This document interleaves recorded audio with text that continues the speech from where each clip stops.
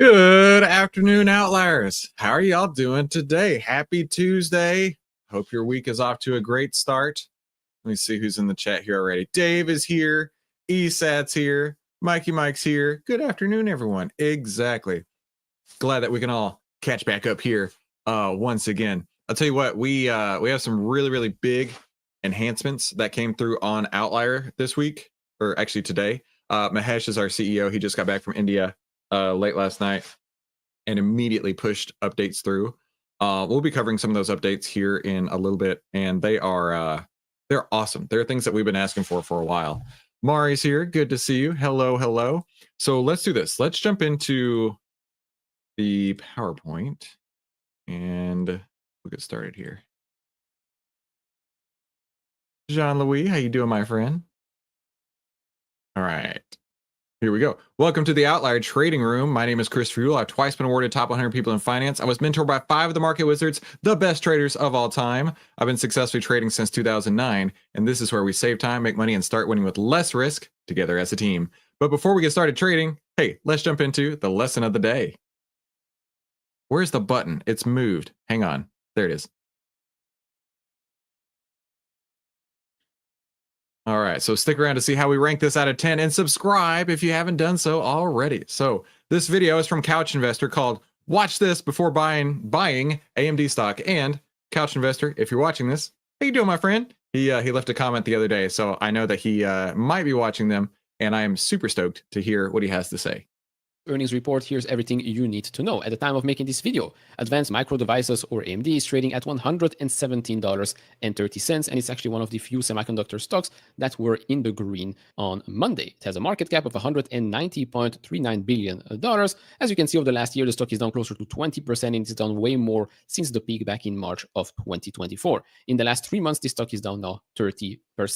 It has a forward PE of 26.1 times, and if we look at what the analysts are expecting this company to do in fiscal year 25 and 26, we can see that they are expecting this company to grow quite quickly, top and bottom lines. Let's jump into OVTLYR and let's look at AMD in there as well. So if you go over here to the analyst ratings, that'll show you the analyst ratings right there on the screen. Makes it super simple. Loop Capital today sent out a new price target of 175. 175.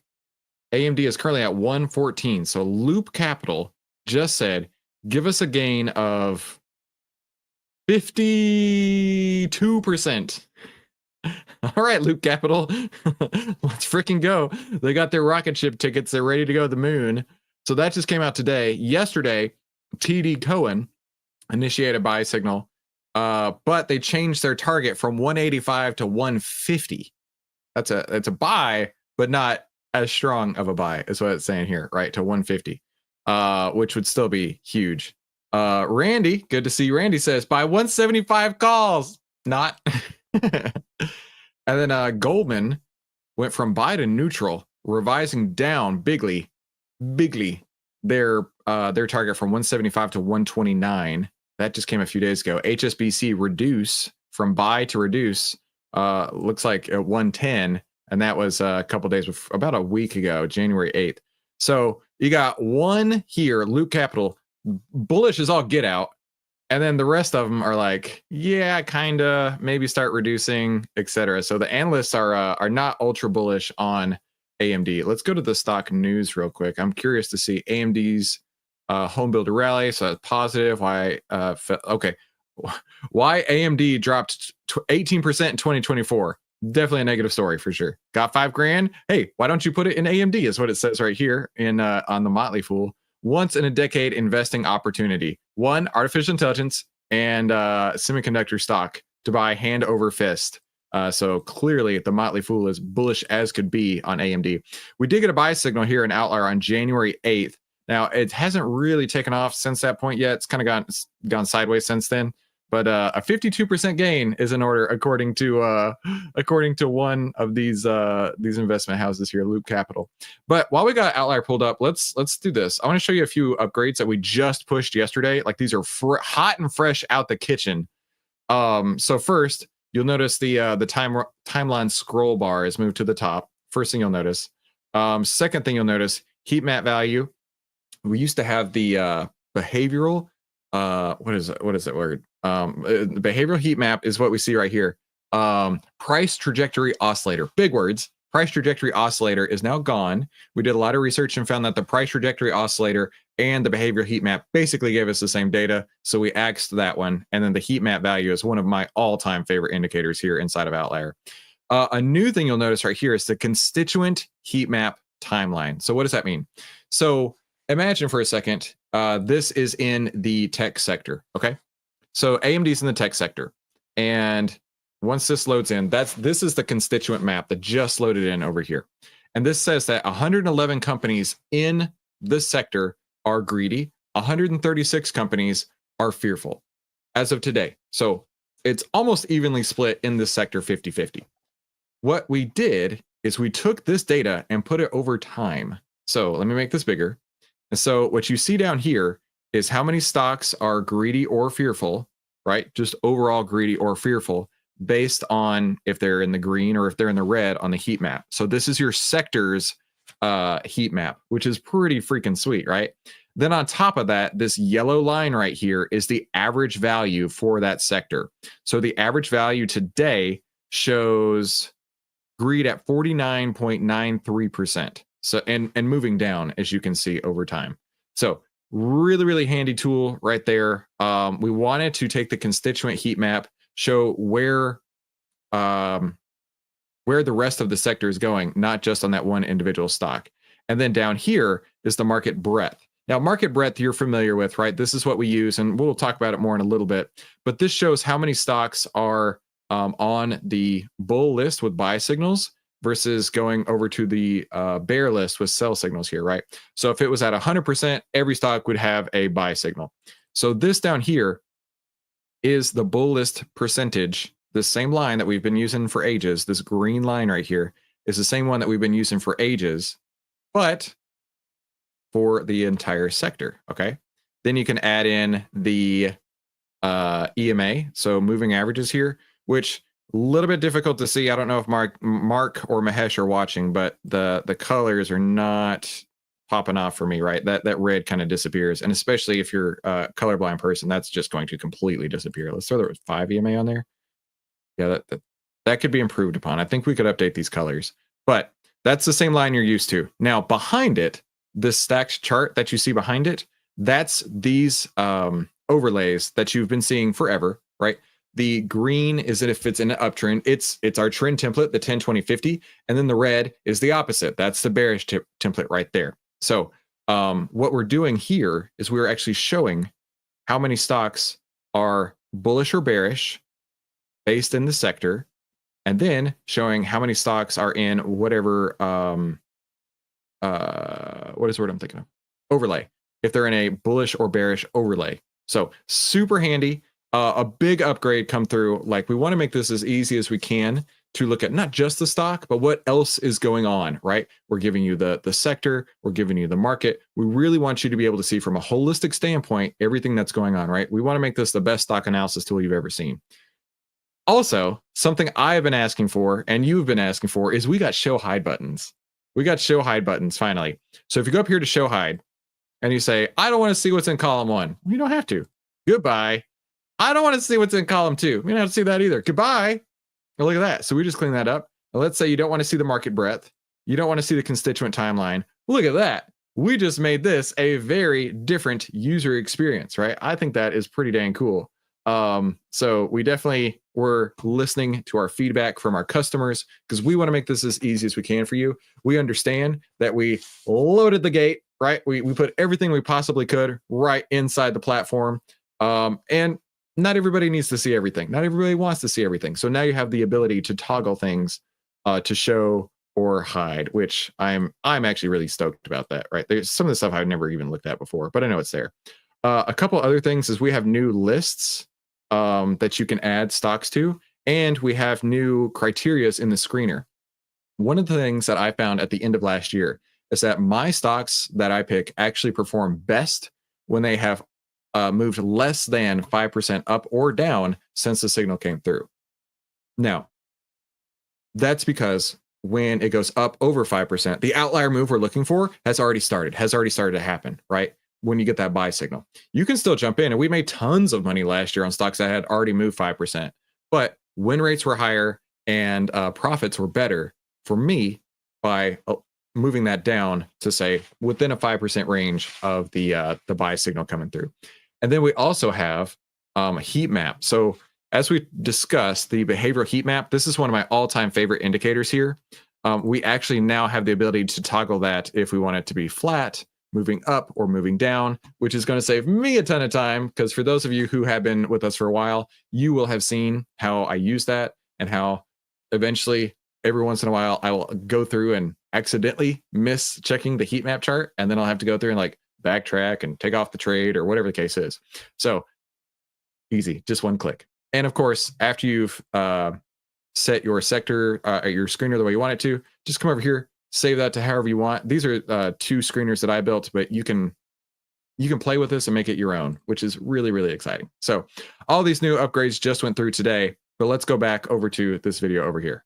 At the time of making this video, the average analyst price target sits 51.39% higher than the price we're at today. And yes, in the last couple of days, the average analyst price target did come down a little bit. Now, before continuing, if you enjoy this type of videos, leave it a thumbs up, subscribe if not, we really appreciate that. If you want to support me even further, do check out the link down in the description and in the pinned comment with the top 10 best stocks to buy now, or go to fool.com/couchinvestor. Thank you very much. Oh, by the way, if you're watching this before 12 p.m. Eastern time on Tuesday, there is the first live stream with me and Jose Najaro on this channel and on his channel. It's going to be a live show that we're going to start with twice a week, 1 hour each, and then if it works out, we'll increase the cadence. So maybe I can get on with those guys as well. I'd love to do that. I'm literally making videos every single day. So hey, Couch Investor, if you see that, you want somebody else on, let me know. Make sure you sign up. Just click on the remind button. Thank you. If we look at what the analysts are expecting AMD to report on January 28th, we can see that they expect revenue to grow 10.47% quarter over quarter. EBITDA should go up 23.29%, EBIT up over 17%, EPS on a GAAP basis over 31% growth, and on a non-GAAP basis 18.19%. Looking at some pricing metrics, we can see that for PE, EV to EBITDA, price to sales are lower than the 5-year mean. The only one that's above is price to free cash flow. That's in the last 12 months. There's a reason for that. We're going to touch on free cash flow in just a second. And price earnings to growth sits at 0.58, which by definition, anything under 1 is undervalued. A couple of things before we continue with the AMD stuff. The 10-year yield in the United States sits quite close to 5%. Back in September, that was closer to 3.62%. The higher this thing goes, the less attractive stocks will be. And that's why we've seen a little bit of weakness in the stock market. One of the other reasons is because, now after the better than expected drop. Ooh, that's a CME Fed watch tool. I was just using that the other day. Numbers. The expectations for rate cuts, especially in the January meeting, are close to 0. They're at 2.7%, which means that 97.3% don't expect any cut. There are even some people saying that they don't expect any cuts in 2025 at all. Anyways, moving back to AMD. AMD got a bunch of awards at CES. So they've got awards from PC Gamer, Best Processor, Best New Tech for Gaming. They've got an award from Tom's Hardware for Best CPU, from Windows Central, Best Handheld Processor, and Best Desktop. And then the last one from Games Radar, that's for AMD Ryzen. Oh, that's cool. I am definitely a nerd, as you know, a computer nerd as well at that. And so my computer has an Intel chip and an Nvidia graphics card. But not too long ago, I went into the settings on my Tesla, and I have an AMD chip in my Tesla. And I was like, oh, that's cool. I had no idea. 9800X3D. More recently, we've seen a big announcement as well here. El Capitan is basically a super computer. El Capitan leverages the AMD Instinct MI300A, integrating 24 AMD Zen 4 x86 CPU cores with 228 AMD CDNA 3 high-throughput GPU compute units, 128 gigabytes of unified HBM3 memory that presents a single share address space to CPU and GPU, all of which are interconnected in the coherent 4-gen AMD Infinity. This is so far over my head. like I'm listening to him and I'm like, what? which is what my wife does whenever I talk to her about money, about anything. She doesn't care. All she cares about is if the card swipes, that's the only job I have to do is make sure that card swipes. But yeah, her eyes glaze over just like mine is here, because like this is so far advanced for me. I don't understand any of it. But if you do, let me know in the comments. I'd love to hear. Architecture. In all, it has more than 10 million accelerator compute units, which enable its exascale performance. And I believe the US now has the top 3 supercomputers on the planet. Moving back to what we've known in previous quarter, well, we know that AMD works quite closely with Meta. We also know that Meta Llama 405 billion model now runs exclusively on MI300X for all live traffic. AMD works with Meta not just for inference, but for training as well. AMD also said that one server equals 405 billion parameter model. A single server powered by just 8 AMD Instinct MI300X accelerators can fit the entire Llama 3.1 405B parameter model, the largest openly available foundation model. This means organizations can benefit from significant cost savings, simplified infrastructure management, and enhanced performance efficiency. They also told us in a fire chat with a Barclays analyst, when they look at 2025, they actually have a much stronger product portfolio versus 2024. And at the same time, the market backdrop continues to be really good. More importantly, when you look at the 2025, it's just a multi-year journey they're on. And of course, they also continue to invest in software, which has been the biggest, let's say, bearish case when we talk about AMD, especially compared to Nvidia's CUDA, is the software side of things. They also said that they're acquiring ZT Systems that has also built their system expertise, time to market, and that should be, the acquisition should close early 2025. So overall, 2025, they feel really good about the opportunities ahead. And more importantly, they'll be able to continue to drive the trajectory and the momentum of their business. They also told us that MI300 ramping successfully, and now MI325, they're launching literally this quarter, and they'll start to see revenue in the first quarter of 2025, and then MI350 in the second half of the year. So when we look into 2025, we actually have a much stronger product portfolio versus the 2024. Which of course has and still is the big question, right? What will be the AI guidance for 2025? Yes, we know that they started with 2024 with basically zero, $2.5 billion, then 3.5, and now they are going to exceed $5 billion. The market for 2025 is basically expecting AMD to double that number or close to, I think, $9.4, $9.5 billion. I don't think that the same trick will work again, right? The next earnings call guidance is going to be, let's say, 8 billion or something like that, even though they think that they might beat it by $2 billion or so by the end of the year. I don't think that that trick, putting the bar low to beat it, I don't think it's going to work again. I think they'll have to come out with a pretty good number. That said, I do still think that in 2025, it's not just going to be full focus on the data center side of things, because of course they have other businesses, right? They have the client side, gaming, and embedded. We know that with embedded, there still is some struggles. There are some headwinds. Gaming, we should see a recovery in 2025. The year-over-year comparisons, as you will see in just a second, will become quite easier. The client side of things, Intel expects some major movements in 2025, especially in the AI PC segment, as more and more applications come live, as more and more people get exposed to those devices, huge refresh cycle as well. So that segment should help the business as well. And then, we know that the majority of the income will come from data centers. So that's still going to be a focus. But don't forget about all the other side of AMD. At CES, they also announced a partnership with Dell Technologies. I can't tell. Do you feel like he is bullish on the stock? I mean, I feel like he's building a very bullish case with all of his points here. But I would like to hear the other side, right? I'd really like to hear the bearish side of it as well. Very, very curious. ESAT says, I keep buying AMD. It's a long-term investment. Mikey Mike says, so that can be changed to different sectors. So back on the platform here real quick. This changes based on what stock you're in, right? So for example, being an AMD, it would show the tech sector. If you went to Netflix, it would show the communications sector. If you went to Procter & Gamble, that would show the healthcare sector. It auto updates based on that sector. Good question. Sebastian, how you doing? All the way from Germany. Watch Channel DE, I believe all the way from Germany as well. Glad you're here. Jazz Hagen, I am so glad that you're here. I don't remember seeing you here before, but dude or lady, super stoked that you're here today. So do we buy it? And at what price? Okay, good question. We did get the buy signal in Outlier, but I would not be ready to take that just yet. In fact, here's a real pro tip. Here's a real pro tip with Outlier. Something that I had to learn with my own real money to figure this out. A sell signal inside of a downtrend could be considered a sell to go short. A buy signal inside of a downtrend could be a signal to sell to close your short, or buy to close your short. If I were looking at this, I would have taken it as this was a great shorting opportunity here. This would be the time to cover your position. That's the way that I would look at it. I am not buying it for sure, but that is the way that I would look at it. Now, if you're already a long AMD shareholder, that kind of fits into your thesis, right? that maybe this is the bottom. I don't know if this is the bottom. We do see some order block support down here around 96, right? I would hate to see your investment go down to 96. That's another 14% down from where it is today.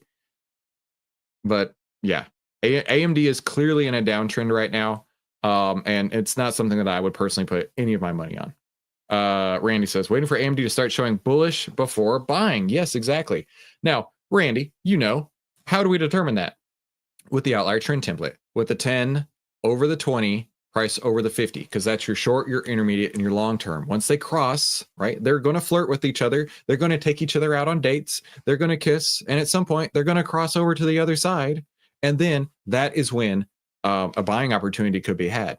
But until that point, the trend is down, right? It's just math. It's just math. It's not voodoo. It's not witchcraft. It's not fortune telling, right? And it doesn't matter if you're a long-term investor or a short-term trader, the trend is currently down. So this is not a stock that I would get into right now. But at some point, the trend will bend, maybe, and go the opposite direction, right? I don't know. Jazz hands. Jazz Hagen, not jazz. Jazz hands. Jazz Hagen. All right, let's go back over here. Technologies, the enterprise side of things is extremely lucrative. It's something that AMD did try before, but, well, they basically dropped it. Enterprise is still a very, very lucrative business that is dominated by Intel. Lisa Su also told us a couple of months ago that, well, she expects the data center AI accelerator market to grow over 60% CAGR from 2023 to 2028 to reach $500 billion, which I think was up from the $400 billion that she mentioned, well, an event before. Looking further into the business, was up from the 400. That's a lot.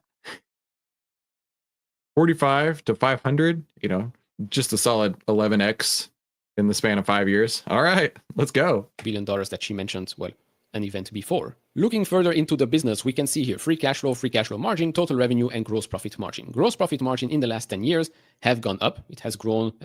Okay, so for me, this is where I tune out because I don't look at the fundamentals at all. I just don't care about fundamentals.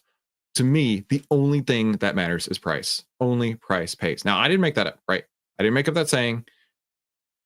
And I got that from the market wizards because it's like, listen, if I'm buying a stock, doesn't matter how great the story is. In fact, Mark Minervini.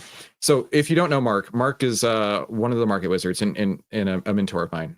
Really sweet guy. His whole deal is I want to see a story behind it, right? So let's say, for example, Couch Investor comes up with a very bullish thesis behind it. I want to see the story behind it. I want to see earnings growth. I want to see EPS. I want to see whatever, right? Name all the fundamentals you want. But I'm not buying. This is Mark's words. I'm not buying until the trend is moving up. He considers himself a longer-term investor. And he's not even touching it in a downtrend. And I wouldn't either. Like I say, it doesn't matter, short-term trader, long-term investor.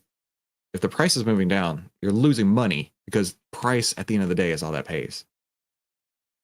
Mikey Mike says, I do love a good love story. Yeah, I do enjoy a good love story. 1100 at, yeah, buddy. The CAGR of 4.67%, but we've gone from basically 33.4% to now over 51%. With regards to free cash flow, previously, free cash flow margin was negative. We seem to have peaked at around, let's call it 19-20% or so, Q3 2021. Then it has come down. But at least now we are still in free cash flow positive territories. It's true that free cash flow margin has dropped a lot, but we can see that in the last couple of quarters that has started to pick up. And I fully expect AMD to continue to generate billions of dollars in free cash flow in the years to come. Looking at the different segments of the business that we've spoken about. Okay, I'm gonna go ahead and tune out here. Like I say, the fundamentals just, they don't do it for me. I like a good chart. I like to see where the stock is moving, and the fundamentals can help support the story. But at the end of the day, the fundamentals don't pay you a damn thing. The fundamentals don't pay anything. All right. So let's do this. Let's rank this video from 1 to 10. Put in the chat how you would rank this video. Again, nobody gets a 7, right? Was it forgettable? Was it painful? Was it frustrating? Was it mediocre? Was it legendary? Right? Man, I did one this morning. If you haven't watched that, go back and watch it. I think I gave it a 3. I was like, oh geez, I'm not seeing it here.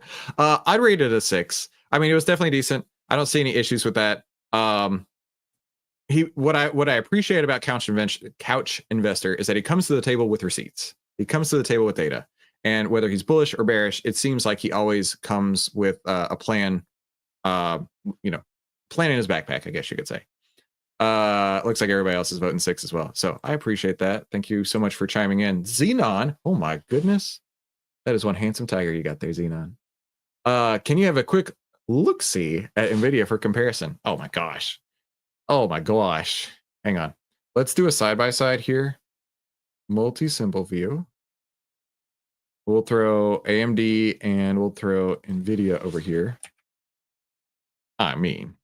Let me remove all my annotations on this and all my annotations on the, no, stop. Here, remove all annotations. Okay. It looks like this one's dropping off right at the beginning of where that one's going, doesn't it? Yeah.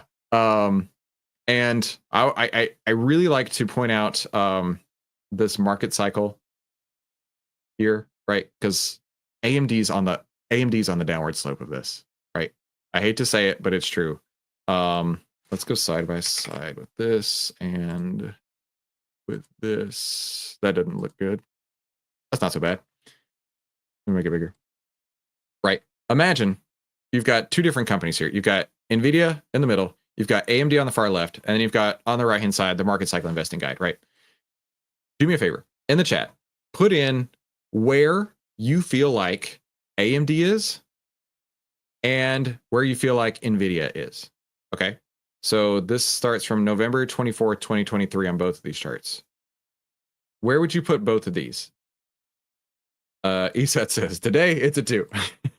Alan says, Super Micro is even worse than AMD. Super Micro is even worse. That can't be too good at all. Randy says, AMD's in panic mode.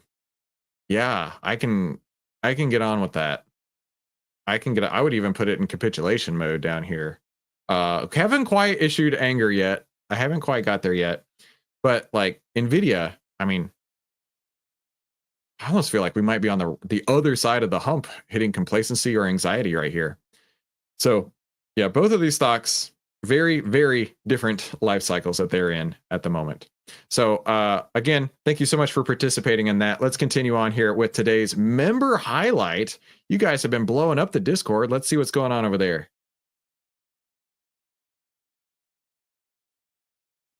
All right, so in the Outlier Discord, like I say, Mahesh just got back. He updated everybody with everything. So you can now have custom lists, custom notifications, notification and list management added right on the dashboard. Email notifications are going to change. Added a new chart with the constituent heat map timeline, which we talked about earlier. Combined oscillator and heat map chart into one thing we talked about earlier. The ability to hide and unhide sections, which I think is really good. In fact, when Mahesh first dropped this update, I'll give you a little inside baseball here in Outlier. When Mahesh first dropped this update, he was really proud of it. And I was like, Mahesh, I'm overwhelmed. I am really overwhelmed with how much data you have here. And I was like, can we hide some of this stuff? And it took us like a few months to get the showing and hiding functions in, but now we can do that. And I am really stoked. I think that this is going to make it a lot easier for people. In fact, one request I had was if we could even have an easy button where it's like, hide everything except this. Like the easy mode would be this. The advanced mode would be everything all at once. So really cool updates there. Let's see what else is popping off in the Discord here. Mark is the smartest man that I know and talks about a whole bunch of other stuff. And at the end, he says, it's a boring strategy, I know, and doesn't have home runs like Chris and others have, but it works for me. Thought I'd share. So that's pretty cool. Appreciate Mark going through that, explaining a few different things. And then Dave was doing the Lord's work, sharing order blocks over from a script that he wrote for Thinkorswim. So yeah, very cool. And then Mikey Mike was asking about Robinhood. Mikey Mike, I don't know Robinhood, dude. Not a platform I've used before. So that's going to wrap our member highlight of the day. And be sure to share your stories in the Discord. And of course, the first rule of Outlier is tell everybody about Outlier. And you hit the like button. Now back to trading, the Outlier trading room. So what is Outlier and what does it do? Well, if you remember old Uncle Warren, he'd say, be fearful when others are greedy and greedy when others are fearful. Well, Outlier shows you if investors are acting rational, fearful, or greedy, and by how much, allowing you to get into the stock before the Outlier move happens. And don't forget, you can get Outlier for just 82 cents a day, but you got to get it by the end of the month with the Outlier annual pass. Now, my style of trading is called the golden ticket trading strategy, and it always starts with the market. Alan says they were both at panic and euphoria. Hang on, I want to see where panic is. I don't know. Was it at the disco? I can't remember. Panic and euphoria. I could see both of those.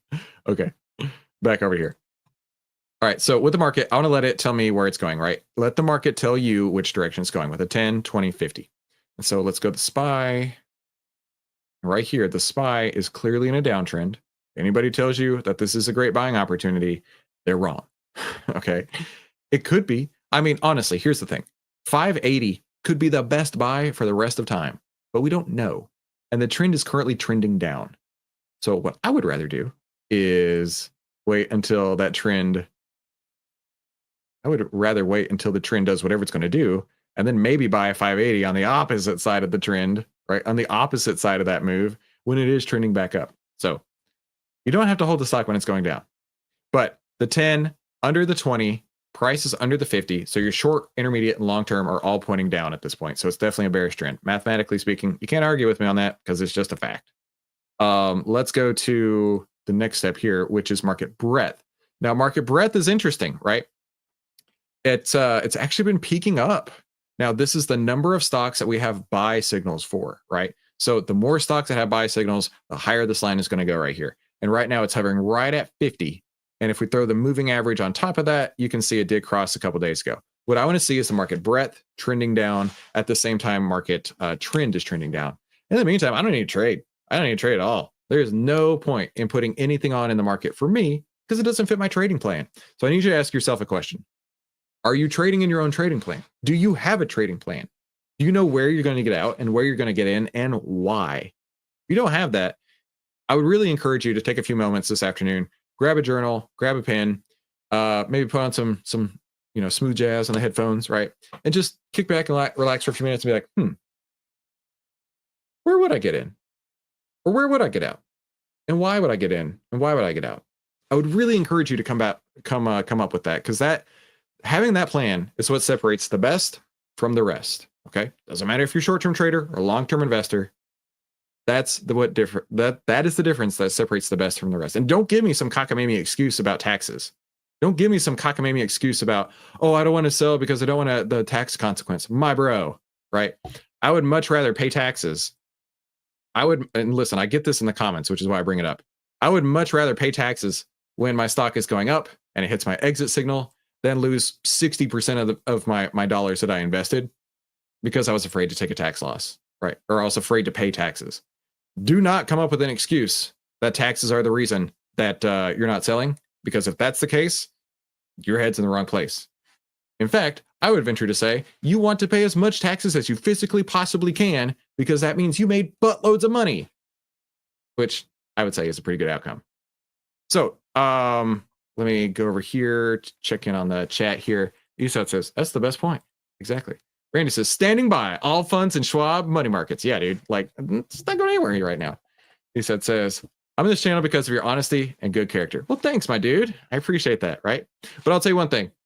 There are no trades set up for me today, but that's okay. I want to hear in the chat what you're trading, and be sure you come back tomorrow, or we'll help you save time, make money, and start winning with less risk together as a team. Of course, let us know if you need anything in the Discord, and have a fantastic day. We'll talk soon.